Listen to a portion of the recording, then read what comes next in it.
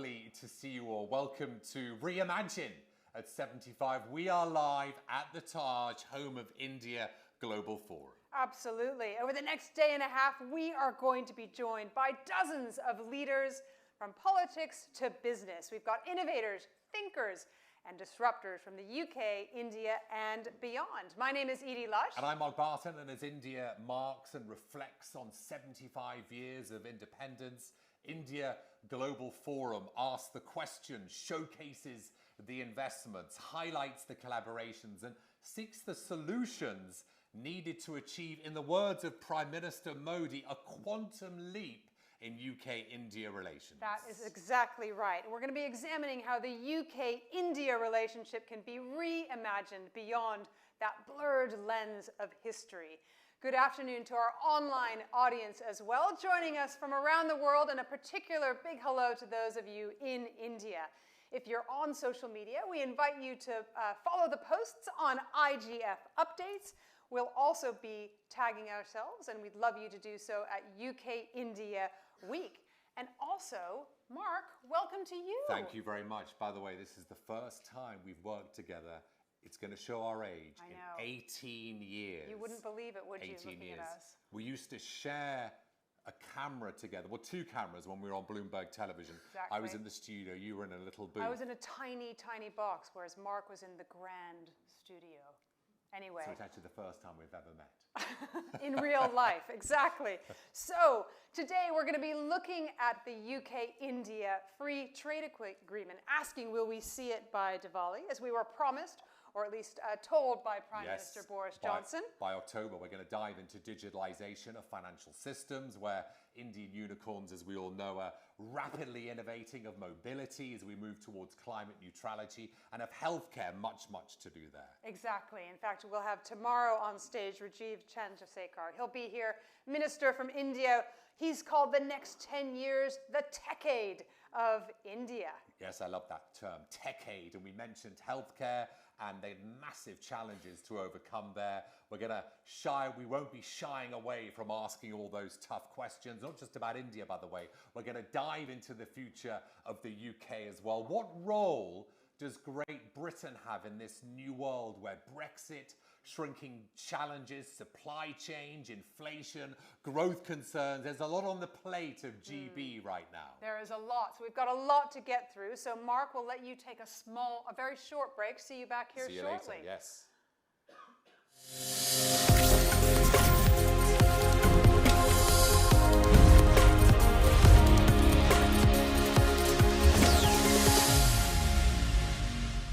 The first time we did this, you made me do yoga on stage. It was International Yoga Day. Yeah, good to see you. So how's the week been going so far? It's been fantastic. Last couple of years we've been virtual, and then we started easing off the virtual and getting into the physical.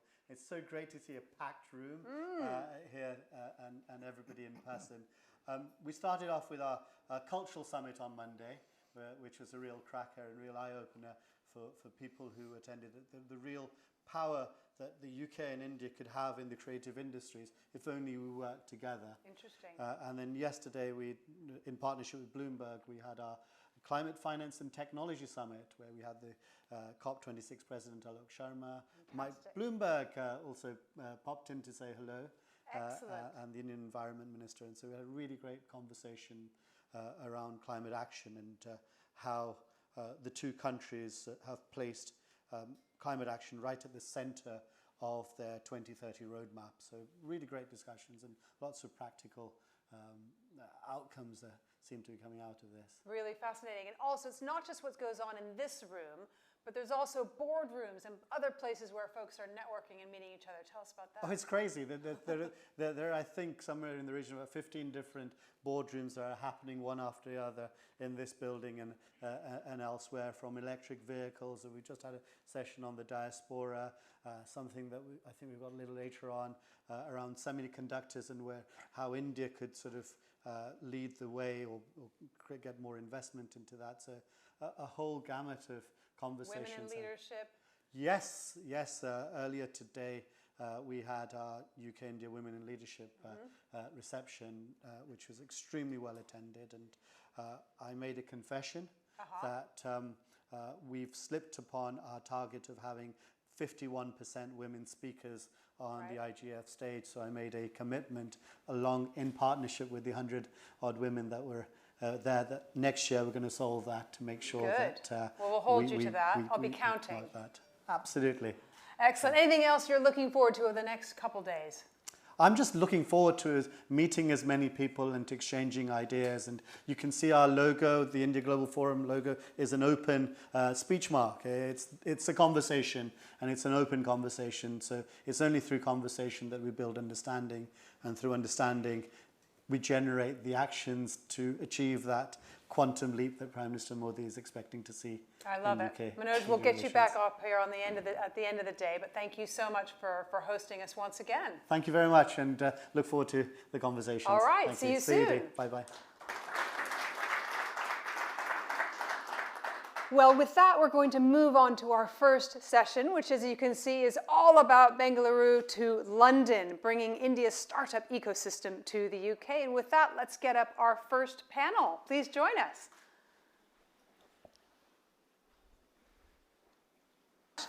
Well, we've got a fantastic panel. Thanks so much. Let me introduce you, and then I'll give a little bit of a spiel about what we're going to be talking about. We have coming over from furthest away from me, the chief wizard at Builder.ai, Sachin Duggal. Thanks very much for coming.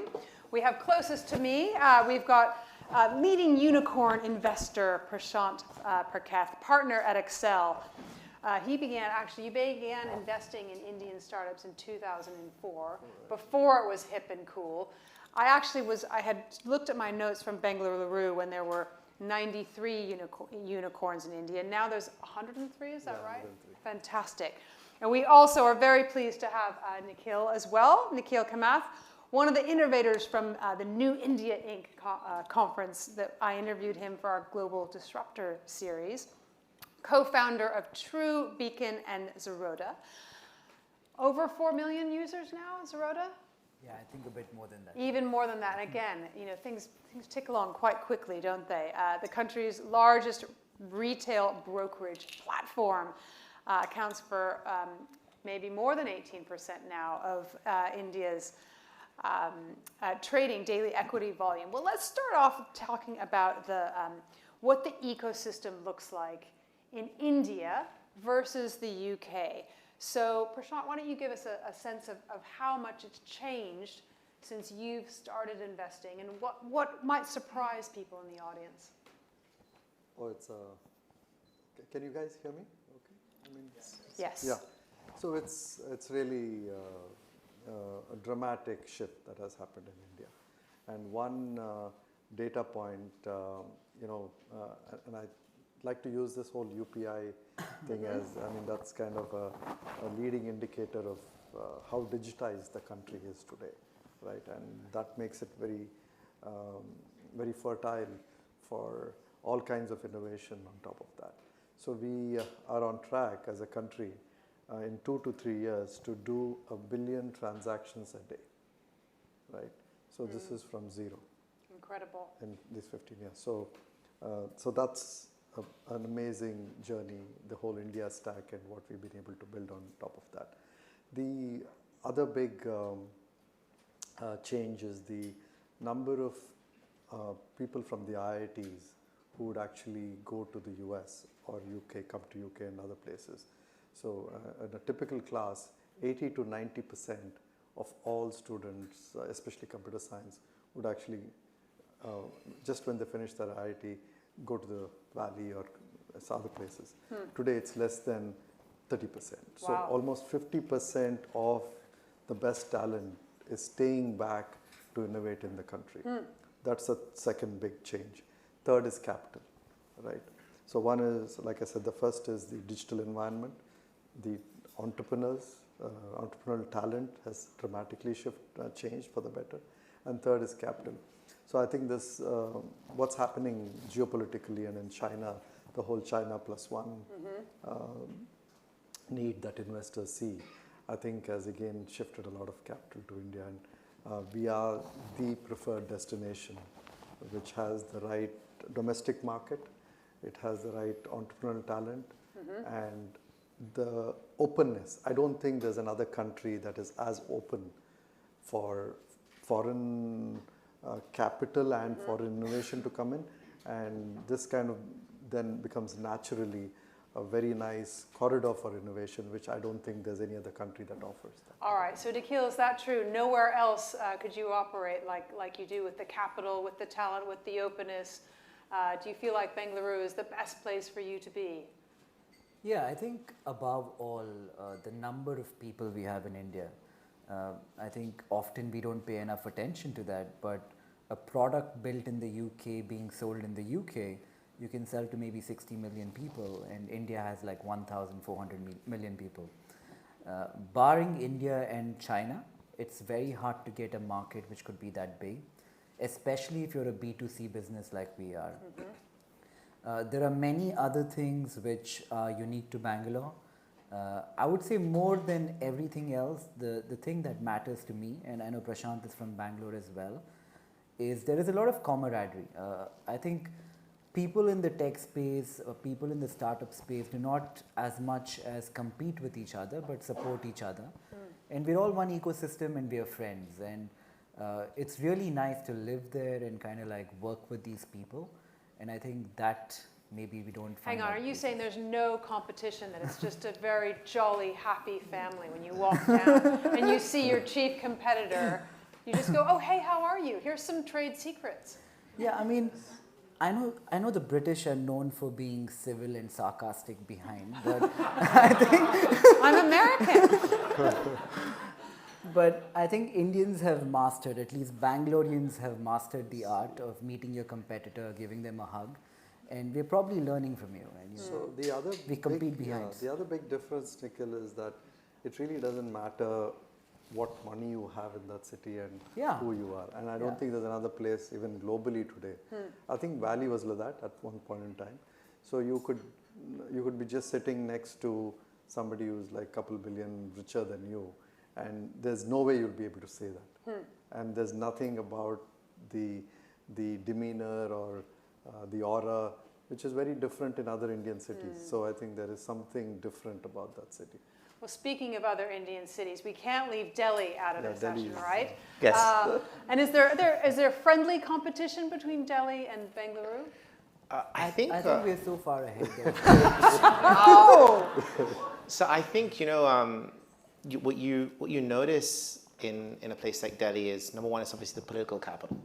So from a understanding and power perspective, you'll find companies generally that we may want to partner with polarize themselves between Mumbai or Delhi, one more for financial, one more for sort of the center or the business nexuses. I think for us, why we chose Delhi and we chose Gurgaon, actually to be more specific, is there are really only two product development hubs in the whole of India that have the necessary heft.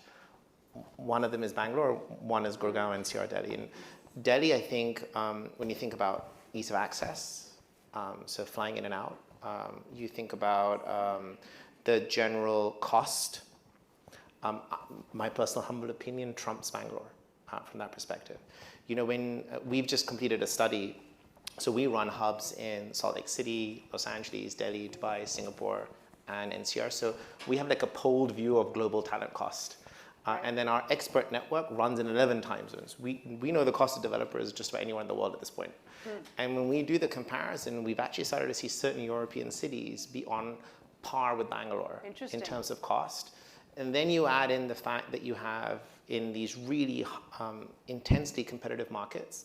And I know that he's friends with his competitors, but if they wanted to hire the same person, they would go 10% above each other until they got the person in, which unfortunately you've seen it in India has driven wage inflation. Right.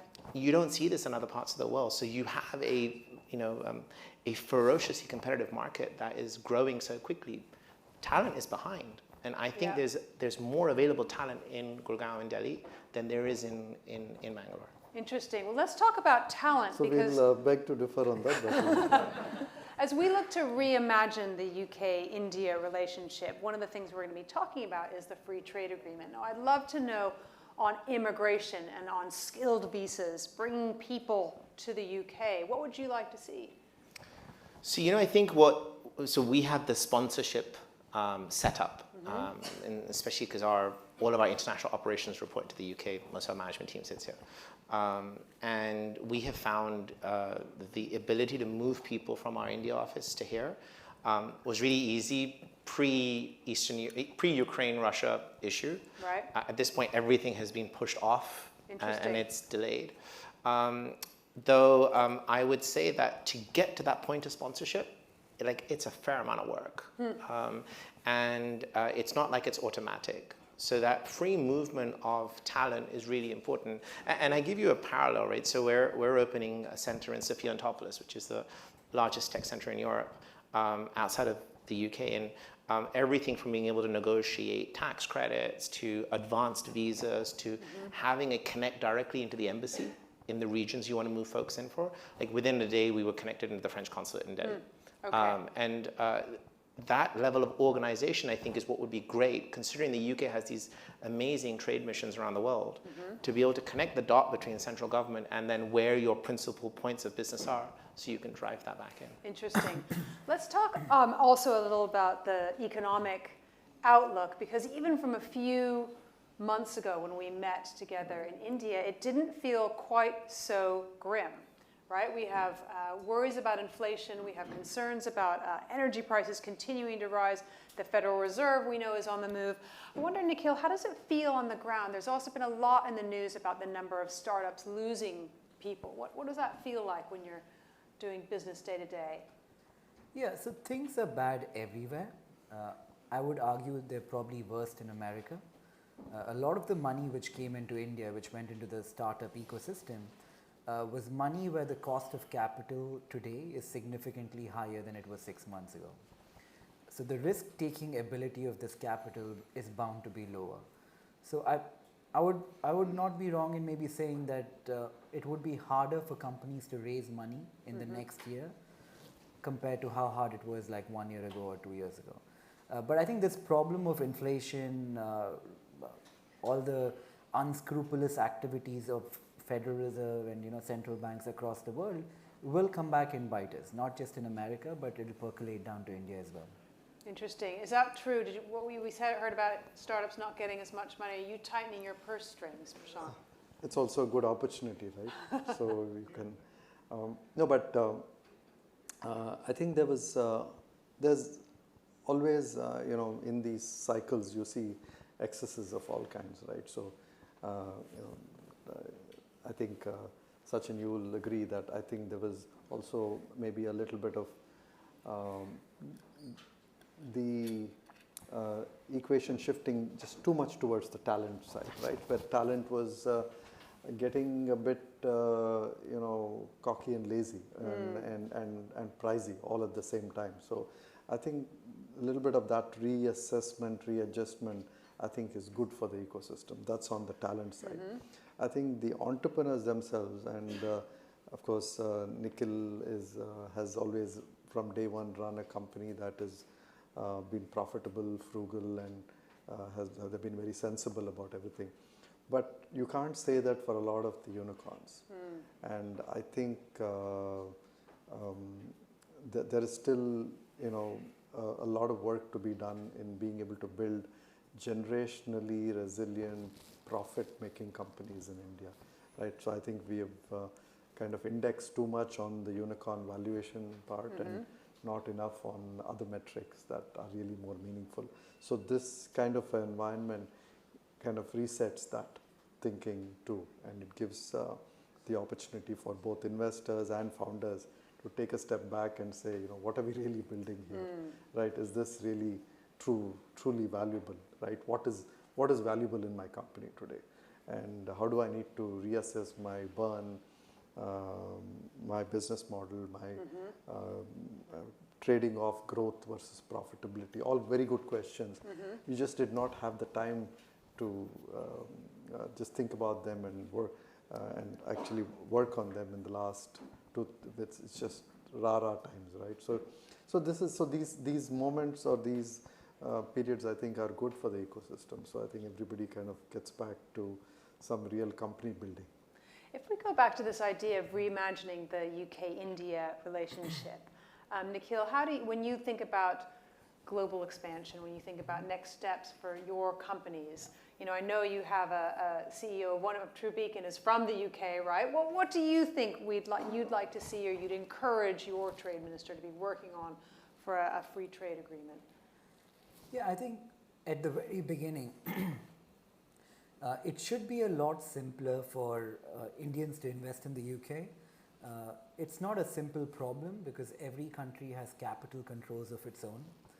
India has its own, China has its own. We're not a truly convertible currency at our core, and the Reserve Bank of our country needs to manage how much dollar is coming into the country and how much dollar is going out of the country.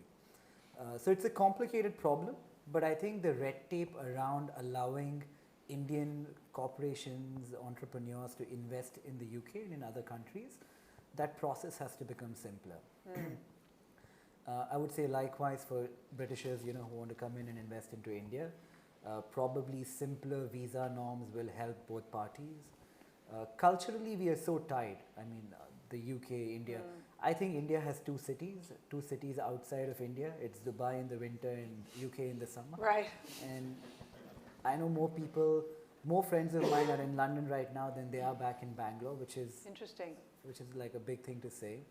So yeah, I think the living bridge is real.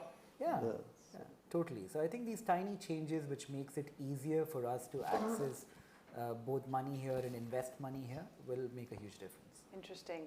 I wonder, Prashant, when you think about what you'd like to see from a free trade agreement, what's the one thing that you would add?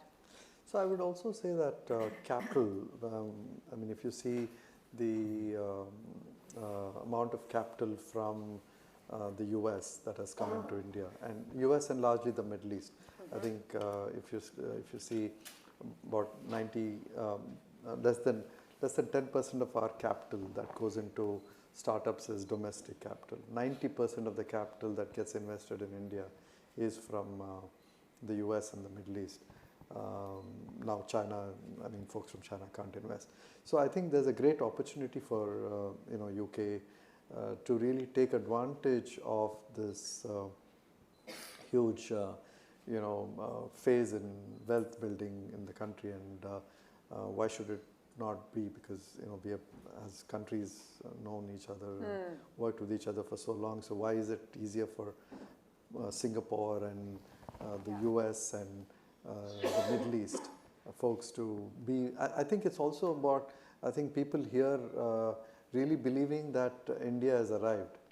So I think maybe there's a little bit of openness and belief that has to come to folks here. I think there's a little bit of, maybe like you said, the historical blurriness has to be wiped out. Wipe it out. Wipe it out and really take advantage of this amazing time in India. India has arrived. Well, that could be the new tagline. You have to watch Manoj. You might see this. You might see it on the tagline for the next conference. Gentlemen, thank you so much for joining us. Let's give them a huge round of applause. We'll let you guys take a rest, not for too long. I know that you're back up on stage. Coming up next, we're going to be welcoming to the stage Mark Barton, and he's going to be looking at our Reimagine series, geopolitics in a new competitive era. And just to remind you that we are here live in the beautiful Taj Hotel, London's royal, cultural, historical, and political heartland. The Taj is such an amazing place with a strong legacy. And over the next couple days, we're going to be looking at both legacy and the future. So huge thank you to them and to all of our partners. We couldn't do this without you. So Mark will be back in just a moment.